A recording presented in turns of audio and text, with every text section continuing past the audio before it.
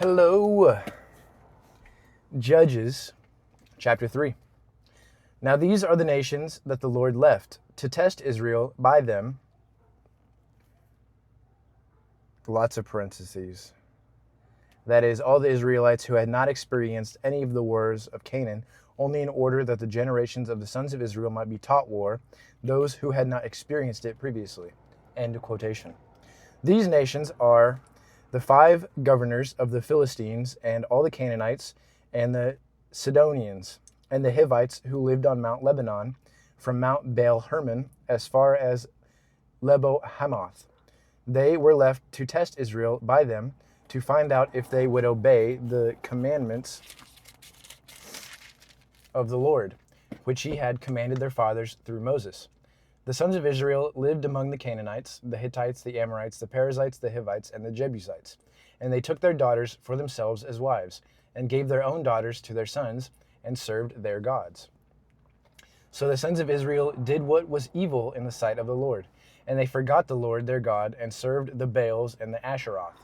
Then the anger of the Lord was kindled against Israel, so that he sold them into the hand of Cushan-Rishathaim, king of Mesopotamia. And the sons of Israel served Cushan-Rishathaim for 8 years. But the sons of Israel cried out to the Lord, and the Lord raised up a deliverer for the sons of Israel to set them free, Othniel, the son of Kenaz, Caleb's younger brother. And the Spirit of the Lord came upon him, and he judged Israel. When he went to war, the Lord handed over him Cushan-Rishathaim, king of Mesopotamia, so that he prevailed over Cushan-Rishathaim.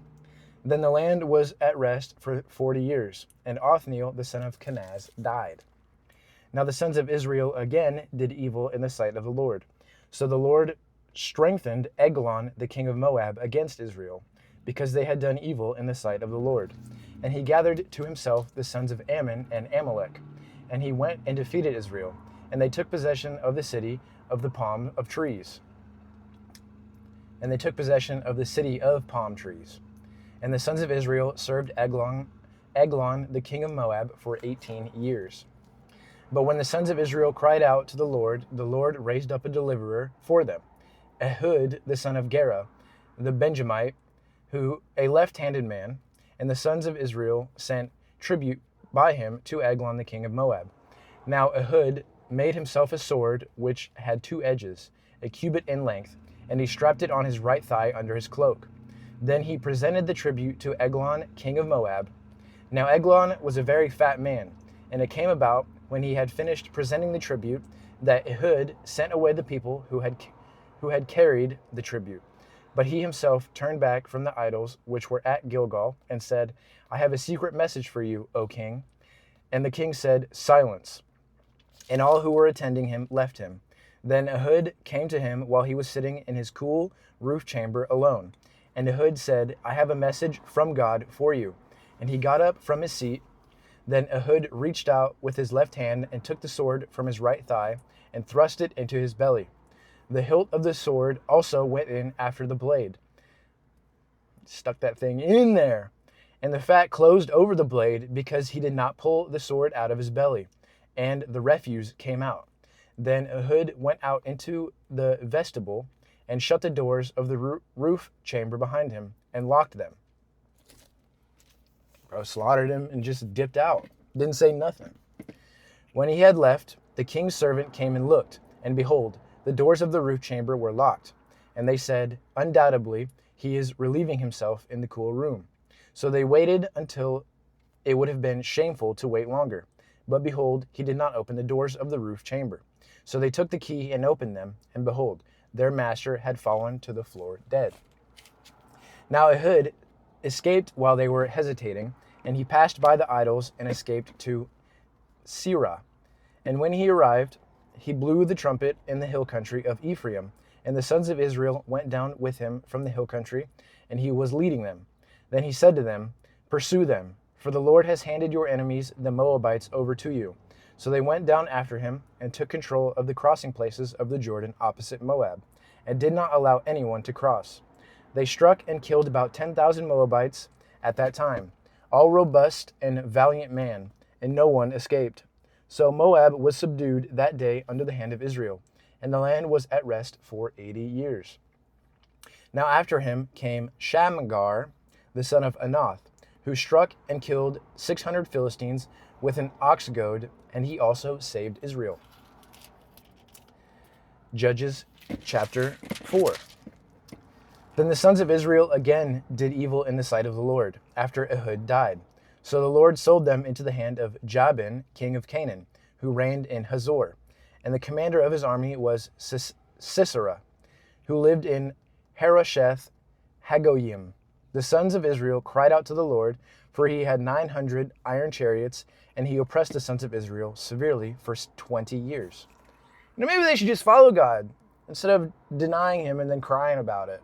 Just follow him. Now Deborah, a prophetess, the wife of Lapidoth, was judging Israel at that time. She used to sit under the palm tree of Deborah between Ramah and Bethel in the hill country of Ephraim.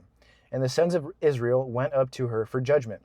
Now she sent word and summoned Barak, the son of Abinoam, from Kadesh Naphtali, and said to him,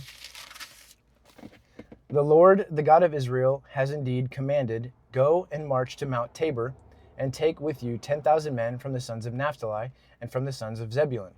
I will draw out to you Sisera, the commander of Jabin's army, with his chariots and his many troops to the river Koshan, and I will hand him over to you." Then Barak said to her, "If you will go with me, then I will go. But if you will not go with me, I will not go." She said, "I will certainly go with you. However, the fame shall not be yours on the journey that you are about to take, for the Lord will sell Sisera into the hand of a woman." Then Deborah got up and went with Barak to Kadesh. Barak summoned Zebulun and Naphtali to Kadesh, and 10,000 men went up with him. Deborah also went up with him. Now Heber, the Kenite, had separated himself from the Kenites, from the sons of Hobab, the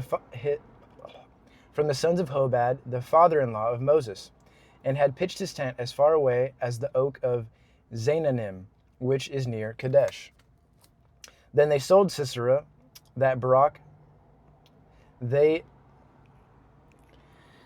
they told Sisera that Barak the son of Abinoam had gone up to Mount Tabor. Sisera summoned all his chariots, 900 iron chariots, and all the people who were with him, from Harosheth Hagoyim to the river Kishon.